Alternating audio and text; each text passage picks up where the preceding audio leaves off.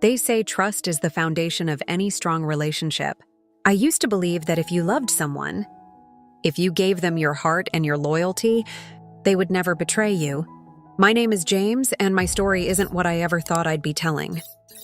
I was married to Sarah, my high school sweetheart and the love of my life. We had the kind of relationship that people admired.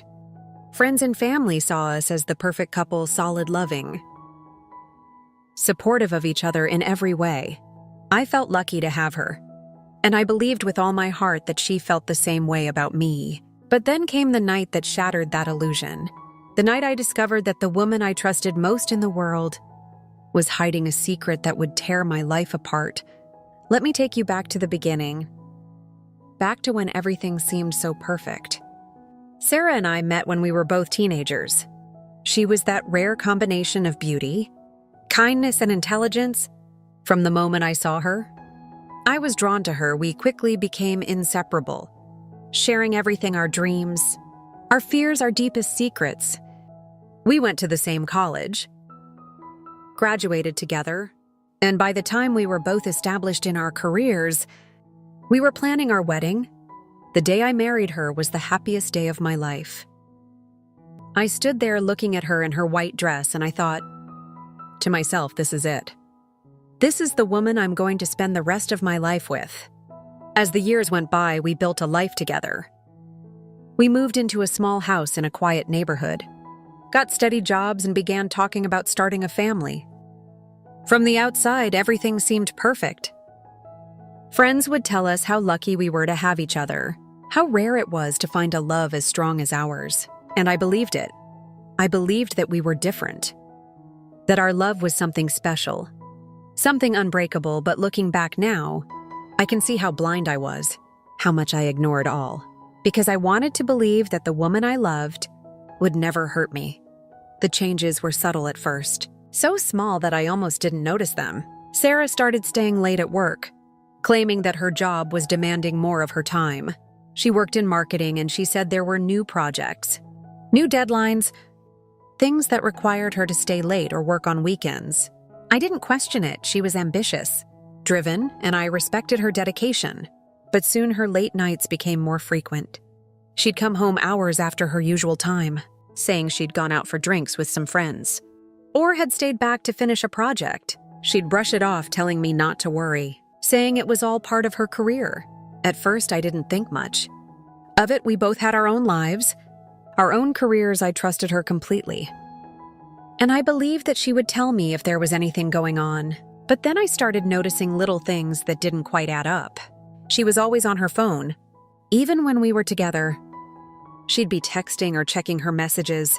And sometimes if I walked by, she'd tilt the screen away or put it down quickly. She'd laugh at something on her phone. But when I asked her what it was, she'd say, "Oh, nothing," and change the subject. It was small, but it planted a seed of doubt in my mind. The distance between us grew gradually. Almost imperceptibly, we used to talk about everything. But now our conversations felt forced, like she was only half listening. I'd ask her about her day, and she'd give me short, almost rehearsed answers, like she didn't want to talk about it.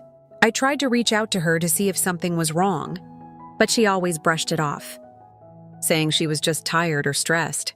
I told myself it was just a phase, that every relationship had its ups and downs, but the feeling in my gut told me that something was wrong. One night she came home well after midnight. She told me she was going out with friends from work, but when she walked in the door, her hair was a little disheveled, her makeup slightly smeared. There was a faint smell of perfume on her that I didn't recognize. I tried to shake it off, to tell myself that I was being paranoid. I didn't want to be the suspicious husband, the one who jumps to conclusions without reason. But that feeling in my stomach, that unease, wouldn't go away. The next morning when she was in the shower, I did something I never thought I'd do. I picked up her phone. My hands were shaking as I unlocked it, my heart pounding in my chest. I didn't want to find anything. I wanted to be wrong, to prove to myself that it was all in my head. But then I saw a message from someone named Mike. It was from the night before, and it said, "Last night was amazing. Can't wait to see you again." My heart sank as I read those words. I scrolled up reading their conversation, and the more I read, the worse it got. They've been meeting up for weeks, maybe even months. He told her how beautiful she was, how much he missed her, how he couldn't wait to see her again. And she replied with things that cut right through me. Things I'll never be able to forget. She told him that he made her feel alive, that she couldn't stop thinking about him. I put the phone down, unable to process what I'd just seen. My entire world felt like it was crashing down around me.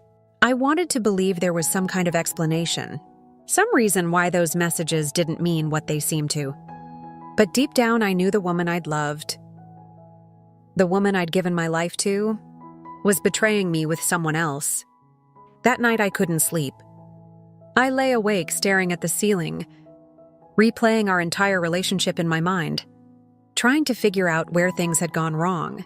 I kept asking myself how I hadn't seen the signs sooner, how I'd been so blind the next day. I confronted her. I couldn't keep it in any longer. I asked her who Mike was trying to keep my tone calm, but I could feel the anger boiling inside me. She looked shocked, like a deer caught in headlights, but she quickly recovered. Brushing it off as if it were nothing, she claimed he was just a friend from work, someone she occasionally talked to. But when I pressed her, her story started to fall apart. She became defensive, accusing me of not trusting her, of invading her privacy. She tried to turn it around on me, making me feel like I was the one in the wrong, but I couldn't ignore what I'd seen. I told her I knew about the messages, that I'd read their conversation. She looked at me for a long moment, and in that silence I saw the truth in her eyes. She admitted to the affair, but she tried to justify it, saying that she'd been feeling lost, that she didn't know how to tell me. She said it was just a fling, that it didn't mean anything, that she still loved me. But how could I believe her? How could I trust anything she said after everything I'd seen? The love I felt for her, the trust I'd built over years, was shattered in an instant. I felt betrayed, humiliated, like everything we'd had together had been a lie. I couldn't stay in that house. I packed a bag and left, not knowing where I was going, only that I couldn't be there with her. The days that followed were a blur of pain and anger. She tried reaching out, sending messages, leaving voicemails begging for forgiveness, saying she'd do anything to fix things. But the trust was gone, broken into pieces that could never be put back together. In the end, I learned that sometimes the hardest thing you can do is to walk away.